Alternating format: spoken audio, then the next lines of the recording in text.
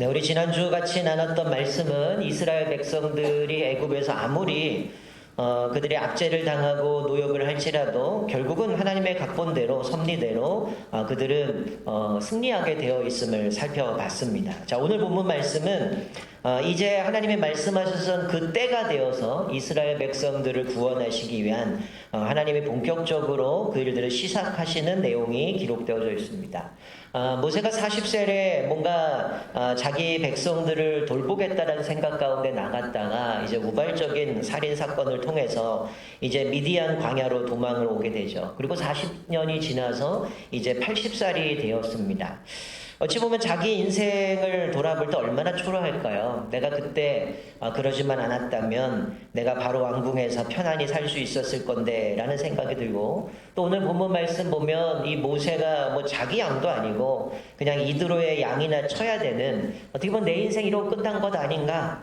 이제 나는 아무것도 아니구나. 자존감도 무너지고 무기력하게 아무것도 할 수 없는 그런 모습을 보게 되어지는 것이죠. 오늘 이 말씀을 통해서 하나님께서 그런 글을 어떻게 사용하시는가 우리 같이 한번 살펴봤으면 좋겠습니다. 자, 첫 번째는 하나님이 그렇게 자존감도 무너지고 무기력하고 있던 이 모세를 부르신다라는 거죠.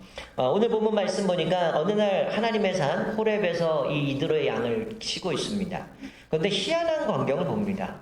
이 떨기나무에 불이 붙었는데 나무가 타지 않는 겁니다. 보통 떨기나무는 이게 매우 약해서 사막의 그 열기만으로도 불이 붙어서 그냥 쉽사리 태워버리는, 그래서 나무가 나지 않는, 남아 남지 않는 그런 나무인데, 오늘 본문의 말씀은 불이 붙었는데 나무가 사라지지 않는 겁니다. 타지 않는다는 거죠. 이 떨기나무는 두 가지를 상징합니다. 하나는 하나님의 임재를 상징하죠. 이 떨기나무 가운데서 하나님의 그를 부르시는데, 오늘 본문 말씀 뒤에 보면 모세가 백성들이 나를 보내신 하나님이 누구냐라고 물으면 내가 뭐라고 얘기를 해야 됩니까? 그때 하나님이 나는 스스로 있는 자다라고 말씀하시는 것처럼 이 나무가 불이 붙었지만 타지 않는 그 모습을 통해서 하나님의 임재를 또 우리가 상징하는 거고요. 또 한편으로는 불이 붙었지만 나무가 사그러들지 않는 이 모습 속에서 하나님이 보여주시는 건 뭐냐면 이스라엘을 상징하는 겁니다. 아무리 애굽이 압제를 하고 괴롭히고 노역을 하고 혹독한 박해 속에서도 이들이 여전히 하나님을 신뢰하면서 견디고 버티는 그 이스라엘 백성들을 상징하는 게 이 떨기나무라는 거죠. 하나님이 이제 이 떨기나무 가운데 모세를 부르시는데, 오늘 본문에 모세야 모세야 두 번 부르시죠. 이제 고대 근동 이 지역에서는 보통 어떤 사람의 이름을 두 번 부른다라는 것은 그 사람에 대한 사랑과 관심을 표현하는 거죠. 그러니까 이 모세가 이 떨기나무에서 모세야 모세야라고 부를 때는 지금 자기를 부르시는 분이 누군지를 대번 직감하는 거죠. 자기를 사랑하시고 또 자기에게 관심을 갖고 계신 하나님이 부르셨던 걸 아는 거죠. 그래서 내가 여기 있나이다 라고 대답하는 겁니다. 그래서 하나님은 자신을 소개할 때에 나는 내 조상의 하나님, 즉 아브라함의 하나님, 이삭의 하나님, 야곱의 하나님이라고 소개를 하시면서 7절에 이렇게 말씀하죠. 내가 애굽에 있는 내 백성의 고통을 분명히 보고 그들이 그들의 감독자로 말미암아 부르짖음을 듣고 그 근심을 알고 라고 말씀합니다. 어찌 보면 430년 동안 이들이 애굽의 압제를 당하고 있는데 이들이 이 감독자로 말미암아 부르짖음을 들으셨다라고 말씀하는데, 어쩌면 이들이 그럴 거예요. 하나님, 왜 우리가 이런 압제를 당해야 됩니까? 왜 우리가 압제를 당하는데도 우리를 외면하십니까? 이렇게 부르셨을 거예요. 그런데 하나님은 지금 뭐라고 말씀하는 겁니까?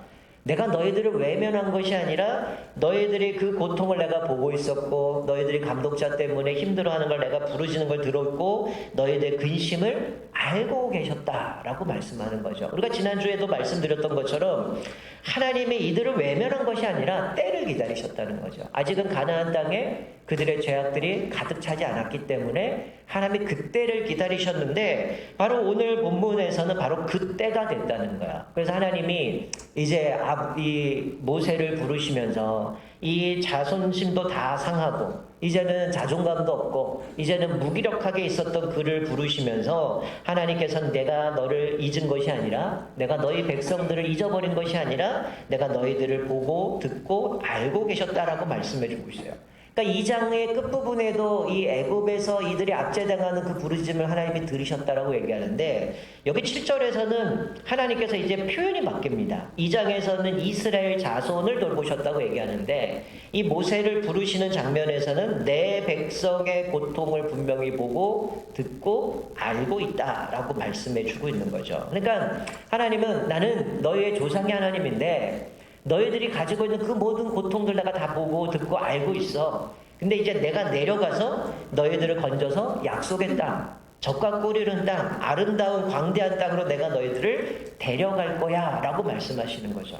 자, 하나님이 왜 내려오신다고 말씀합니까? 그 내려오시는 이유가 뭐예요?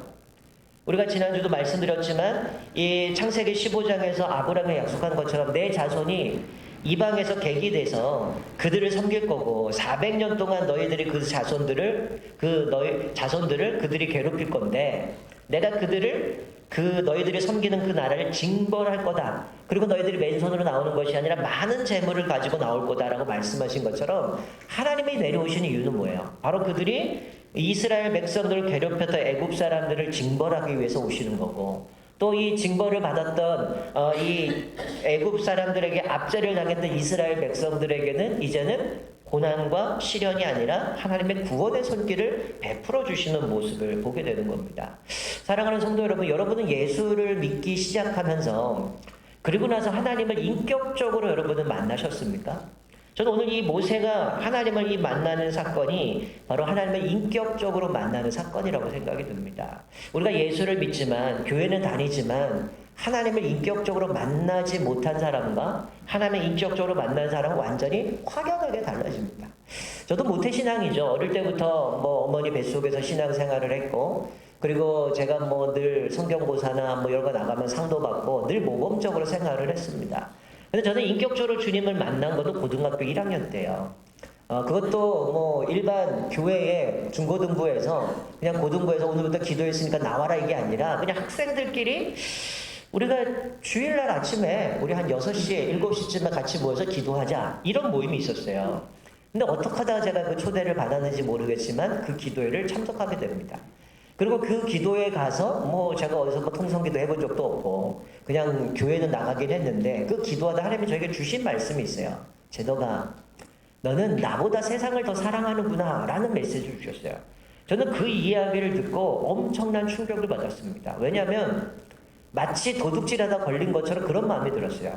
사실 교회 빠진 적 없고 성경고사 나가면 상도 다 받았고 늘 모범생했고 열심히 했던 저였는데 하나님이 그 얘기를 그냥 하셨던 거 흘려버릴 수 있는데 마치 도둑질하다 걸린 것처럼 내 마음속에는 하나님을 섬긴다고 했는데 그 마음의 중심은 하나님이 아니라 세상을 더 사랑했다라는 거예요.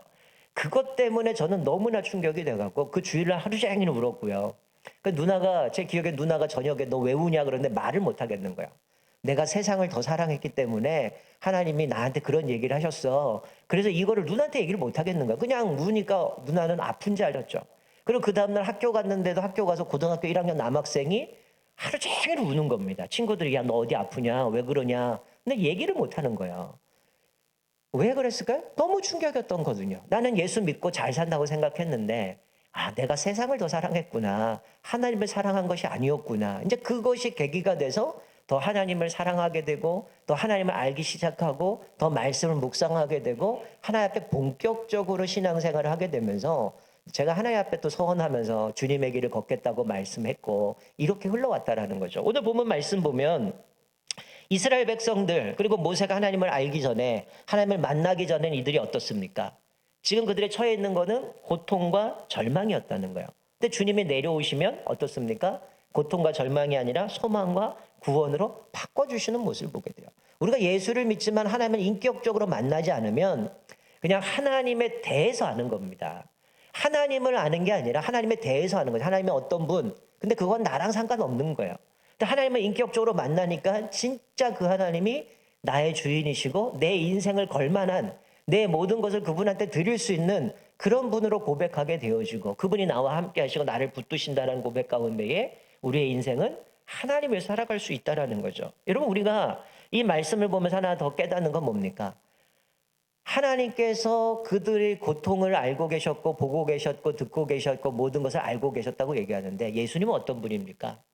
우리의 고난 또 우리의 고통들 모든 것을 아시는 정도가 아니죠.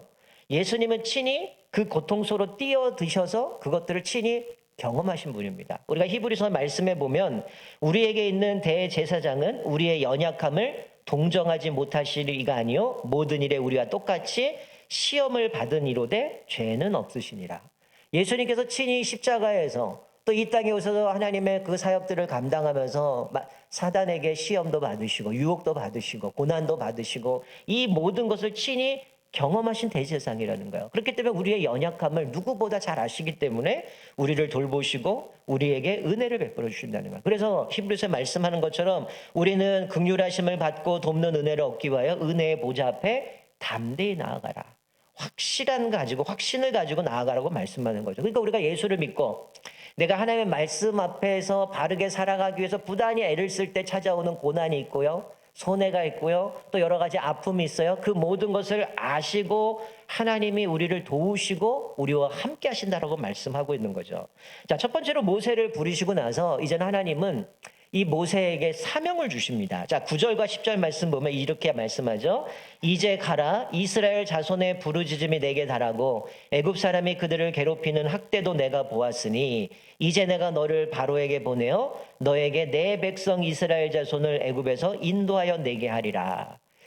여러분 모세가 이 말씀을 딱 들었을 때 기뻤을까요? 청천벽력 같은 생각이 들었을 겁니다. 이게 뭔 일인가? 지금 이 나이에 그리고 내가 지금 내 양도 아니고 나는 지금 자존감도 없고 완전히 무기력하게 아무것도 없어 내 인생 끝났다라고 생각하는 시점에 하나님은 바로에게 가서 내 백성을 이끌어오라고 말씀하고 있는 거죠. 어찌 보면 모세는 그런 생각을 했을 겁니다. 내가 40년 전만 하더라도 그 정도였으면 되지 않았겠나? 왜 이제서 나를 부르시나? 이런 생각도 들었을 겁니다. 그러나 이 떨기나무가 사실은 앞에 살펴본 것처럼 초라하고 아무 쓸모 없지만 나무가 계속 타고 있었던 건 뭐 때문이에요? 하나님이 함께 하셨기 때문이라는 거예요. 마치 모세가 이 떨기나무처럼 초라하지만 아무리 우리도 마찬가지죠. 아무리 초라하지만 하나님이 우리와 함께 하시면 우리의 약한 데서 하나님의 강하신 능력이 나타난다라는 거죠. 우리가 이 모세를 부르시고 사명을 주심도 마찬가지고 우리에게 부르시고 사명을 주심에도 우리가 낙심할 이유도 걱정할 이유도 없어요. 왜 그렇습니까? 내가 하는 게 아니기 때문이에요. 여러분 하나님이 뭐 한 번에 이스라엘 백성들을 애굽에서 구원해 못 내시겠어요? 그 능력이 없어서 모세를 불러다가 야 이스라엘 백성들 좀 꺼내와 봐라 이렇게 얘기하시는 걸까요? 아니에요. 하나님의 능력이 없어서가 아니죠. 하나님이 모세를 부르신 이유는 이 모세를 통해서 하나님을 섬길 수 있는 기회를 주는 겁니다. 은혜를 베푸시는 거예요. 하나님이 하실 수 있지만 그 영광스러운 자리에 모세를 부르셔서 그를 대행자로 하나님을 섬길 수 있는 기회를 주셨다라는 거예요. 자, 여기 7절부터 10절까지 말씀을 보면 뭐가 강조되고 있냐면 하나님을 강조하고 있습니다. 내가라는 단어가 강조돼요. 7절에 보면 내가 애굽에 있는 백성의 고통을 보고 듣고 알고 있다라고 얘기하고요. 8절에 보면 내가 내려가서 이스라엘 백성들을 아름답고 광대한 땅, 젖과 꿀이 흐르는 땅으로 데려가려 하노라. 하나님이 하시겠다는 거예요. 10절에도 보면 이제 내가 너를 바로에게 보내고, 즉 모세를 바로에게 보내는 것도 내가 보내는 거고 인도하여 내게 하리라. 이것도 하나님이 하신다는 거예요. 지금 여기서 강조하는 게 뭡니까? 모세에게 사명을 주시지만 이거 네가 하는 게 아니고 내가 하는 거야.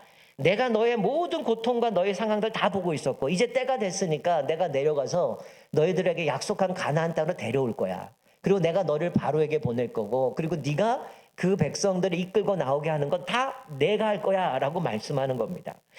여러분 우리가 하나님이 우리에게 사명을 주실 때 우리는 어떻습니까? 하나님이 우리에게 사명을 주실 때에 우리는 그런 생각을 하죠. 하나님이 나에게 이 사명을 주실 때에 감사하고 감격보다는 어떤 생각을 합니까? 못한다라는 생각이 들어요. 하나님 나는 못합니다. 하나님 나는 능력이 없고요. 경험도 없고요. 이것도 안 되고 저것도 안 되고 나는 못합니다. 계속 핑계만 댄다라는 거예요. 근데 오늘 본문 말씀에서 말씀하신 게 뭡니까? 네가 하는 게 아니라는 거죠. 가끔 어떤 일을 맡기거나 일을 할 때 많은 분들이 전 못합니다. 전 능력이 없습니다. 경험이 없습니다. 그러면 저는 이렇게 얘기를 합니다. 교만하지 마십시오. 이런 얘기를 해요. 젊은 청년들이나 학생들이라면 건방 떨지 말라 이렇게 얘기합니다. 왜 그럴까요? 하나님이 누가 네 힘과 네 능력을 하라고 얘기합니까? 하나님은 그런 분이 아니에요. 사명을 주시면 늘 그것을 감당할 수 있는 힘을 주신다는 거예요. 오늘 본문 말씀 보면 하나님이 모세에게 그런 얘기를 하는 겁니다. 사명을 주시면서 이거 네가 하는 거 아니야. 내가 하는 거야. 내가 네 상황 다 알고 있고 내가 내려가서 너희들 가나안 땅 인도에 갈 거고 내가 너한테 바로에게 보내지만 사실은 이 뒤에 내용들을 보면 하나님이 계속 말씀하시거든요. 근데 이미 모든 시나리오를 다 얘기합니다. 네가 바로한테 가지만 바로 안 들을 거야. 그래서 내가 기적으로 그를 치면 그때서야 들을 거다. 그래서 하나님이 그들이 쉬운 일이 아니고 반대할 것도 말씀하면서 구체적인 이야기를 다 말씀드려요.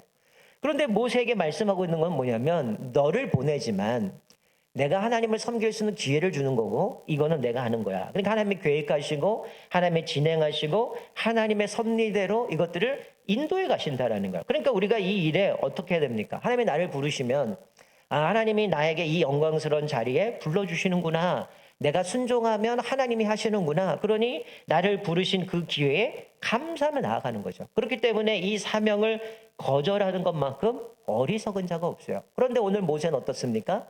그 사명을 거절하죠. 그래서 세 번째, 하나님은 어떻게 해요? 거절하는 그에게 함께 하실 것을 약속해 줍니다.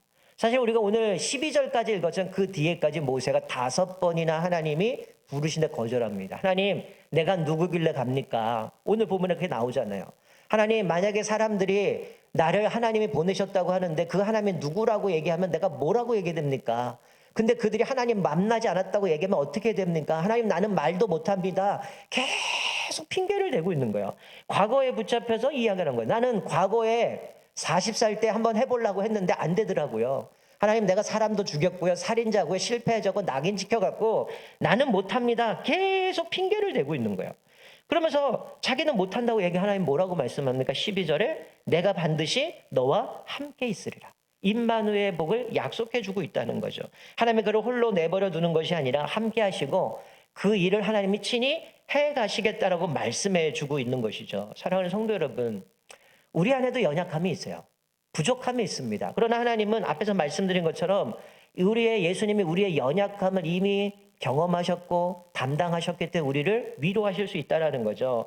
우리는 늘 두려운 게 뭡니까? 사람의 평가입니다. 내가 이 일을 할 때 사람들이 나를 어떻게 평가할까? 내가 이거 하는데 사람들이 나를 안 따라주면 어떡하지? 늘 사람에 대한 연연을 하고 살아가거든요. 그러나 우리는 못합니다, 아니다가 아니라 우리가 가져야 될 태도는 순종하는 겁니다. 하나님이 하시는 거기 때문에 나를 부르시면 그냥 신뢰하고 하나님이 하실 것이기 때문에 따라가는 거죠. 우리가 기억해야 될 것은 뭐냐면 나의 연약함, 그 실패에 붙들려서 그것만 바라보는 것이 아니라 우리의 연약함마저도 뛰어넘게 하셔서 나와 함께 하시고 나를 이끄시고 다시 서게 하시는 하나님을 신뢰하며 살아가기를 주님으로 축원드립니다. 내가 비록 연약하지 하나님이 함께 하시면 어떤 어려움도 극복할 수 있다는 거예요. 오늘 우리가 특별히 기억하셔야 될 것은 내가 아무리 초라하고 의기소침하고 아무것도 할 수 없고 과거는 실패했을지라도 오늘 하나님의 모세를 만나셔 그를 위로해 주십니다. 내가 너와 함께 할 거야. 내가 할 거야. 네 힘으로 하는 거 아니야. 하나님이 그를 격려하시고 세워주실 때에 그 일을 감당하게 하셨던 것처럼 오늘 우리에게 혹시 나도 주님 앞에 부르심 가운데에 또 내가 못합니다. 이래서 안 되고 저래서 한다 핑계대고 있는 우리들에게 하나님이 위로하시고 격려하셔서 우리 안에도 다시 한번 그 주님의 부르심에 합당한 하나님 앞에 고백하며 그 일들을 달려갈 수 있는 저와 여러분 되기를 주님의 축원드립니다. 어쩌면 우리가 그럴 수도 있어요. 우리가 살아가면서 사실은 나는 별로 중요하지 않아요. 내가 어떤 능력이 있는지, 어떤 경험을 했는지, 내가 어떤 힘을 갖고 있는지, 내가 어떤 것을 배웠는지 사실은 중요하지 않습니다. 뭐가 중요합니까? 오늘 본문을 통해서 깨닫는 거는 내가 가지고 있는 것이 아니라 나와 함께 하시는 그분이 누구냐는 거예요. 하나님이 어떤 분이냐는 거죠. 하나님이 이 세상을 창조하시고 우리를 다스리시고 통치하시고 지금 하나님께서 이미 하나님의 각본대로 하나님의 섭리대로 이스라엘 백성을 인도해 가시는 그분이 우리를 이 모세를 부르시고 또 우리를 부르시고 하나님의 그 사명 가운데 우리를 그 일들을 감당하도록 부르시는데 사실은 나의 능력이 아니라 하나님의 능력을 묵상해야 되죠. 나를 부르신 분, 나와 함께 하시는 분, 내가 이 길을 걸어갈 때 하나님의 나에게 필요한 모든 것을 공급하시는 그분을 묵상하면 사실은 우리가 걸어가야 될 그것들은 두려울 이유가 없다는 거예요. 그래서 하나님이 오늘 모세에게 뭘 주십니까? 징표를 주시는데, 우리가 보통 징표라면 어떤 물건을 주거나 어떤 사건을 통해서 야, 이게 징표니까 너 나만 믿고 따라와라고 해야 되는데, 오늘 말씀에 뭐라고 말씀합니까? 네가 바로에게 가서 이스라엘 백성들을 데리고 나와서 다시 이 산에 와서 하나님을 섬기면 이것이 내가 너를 보낸 징표야 라고 얘기를 하는 거죠. 어떻게 보면 모세에게는 별로 도움이 안 될 것 같아요. 하나님이 지금 나를 보냈다가 돌아오면 이게 징표라는데 이게 내가 뭐가 이게 나한테 힘이 되겠는가라고 생각하기 때문에 지금 뭘 요구하시는 겁니까? 모세에게 믿음을 요구하는 겁니다. 내가 할 거고, 내가 힘줄 거고, 내가 너를 보낼 거고, 내가 이미 계획한 대로 이 결론은 결국 너희들은 가나안 땅으로 돌아갈 거니까 내가 할 거니까 넌 믿고 따라와. 내가 이렇게 할 거니까 너 나만 신뢰하면 돼. 그러니 네가 바로에게 가서 백성들을 이끌고 이곳에 와서 하나님을 예배하면 그것이 내가 너를 보낸 징표야. 그러니 나만 신뢰하며 따라오라고 말씀해 주고 있는 것이죠. 말씀을 읽겠습니다. 우리가 지난주에도 말씀드렸지만 하나님께서 이스라엘 백성들을 하나님의 섭리대로 그들을 인도해 가셔요. 아무리 그들이 핍박하고 힘든 일을 시켜도 결국은 하나님은 그들을 승리하게 만드신다는 거예요. 그래서 400년이 지난 이후에 때가 됐습니다. 그랬더니 하나님은 은둔하고 또 모든 것 다 포기하고 있는 그 모세를 만나셔요. 그리고 하나님이 어떤 분이신가를 그에게 말씀하시면서 그에게 사명을 주십니다. 그런데 사명을 주시고 혼자 가라고 말씀하지 않고 하나님의 대행자로서 부르시고 하나님의 주도적으로 이끌어 가시지만 하나님을 섬길 수 있는 그에게 기회를 주십니다. 우리도 마찬가지죠. 하나님이 우리를 부르실 때 그 사명 가운데 거절하지 마시기 바랍니다. 내 힘이 아니라 내 경험이 아니라 하나님이 나에게 복이 되시기 때문에 그 일을 허락하시는 거죠. 그 일을 통해서 하나님을 섬길 수 있는 기회를 주시고 그것을 통해서 내가 복을 받게 하시고 주신다는 거죠. 그러니까 내가 사명을 감당함에 나를 보면 연약하고 부족하고 모자라요. 그러나 내가 아니라 나와 함께 하시는 하나님을 바라보시면 하나님이 나에게 능력을 주시고 우리에게 그 일을 감당할 수 있게 한다는 거죠. 어쩌면 우리도 그런 고백할 수 있습니다. 나도 나이가 들었고 젊은 패기도 없고 열정도 사라졌고 내가 이 나이에 뭘 하겠는가. 또 어떤 젊은 분들은 아직은 뭐 이릅니다. 제가 이 나이밖에 안 됐는데 그것도 경험해 보지도 않았는데요. 저 할 수 없습니다. 이렇게 얘기할 수 있어요. 그런데 오늘 말씀 보면 다 때가 있다는 거예요. 하나님이 우리를 부르시는 때가 있고요. 우리를 사용하시는 때가 있습니다. 우리를 부르시고 함께 하시고 그 일들을 감당하신다는 거예요. 모세를 40년 동안 연단하게 하시고 낮아지게 하시고 겸손하게 만드신 후에 그를 사용하셨던 모습을 보게 됩니다. 그러면서 내 신을 벗으라고 말씀하죠. 이 얘기는 뭐예요? 순종하라는 얘기입니다. 하나님 앞에 순종하기만 하면 내가 너희들 이끌어 갈 거고 아브라함의 하나님, 이삭의 하나님, 야곱의 하나님 앞에 약속했던 그 언약대로 내가 너희들 반드시 가나안 땅으로 인도해 가실 거야 라고 말씀해 주고 있는 거죠. 그렇기 때문에 우리는 내 지식, 경험, 방식 또 어떤 관점 중요하지 않습니다. 모세가 40년 동안 애굽에서 뭔가 학문 다 배웠잖아요. 근데 하나님은 그거 요구하지 않아요. 네가 할 거 아니야. 내가 할 거야. 내 방식으로, 내 관점으로, 네 경험이 아니라 하나님의 일하심으로 이것을 만들어 간다는 거예요. 그러니까 어찌 보면 떨기나무 가운데 불이 붙어 있지만 타지 않는 모습 가운데 인간의 이성의 한계 아래 하나님을 가둬두는 게 아니라 하나님의 일하심을 바라보면서 신뢰하게만 하면 하나님께서 이것들을 인도해 가시겠다라고 말씀하고 있습니다. 우리가 오늘 말씀을 기억하면서 우리도 다 때가 있습니다. 주님이 부르실 때에 우리가 순종으로 주님을 신뢰하면서 믿음으로 나아감으로 인하여 하나님의 일하심을 바라보면서 또 하나님의 섬길 수 있는 우리에게 기회를 주셨을 때에 우리가 기쁨으로 또 주님 앞에 귀하게 쓰임받는 저와 여러분 되시기를 주님의 이름으로 축원드립니다. 아멘. 우리 다 같이 일어나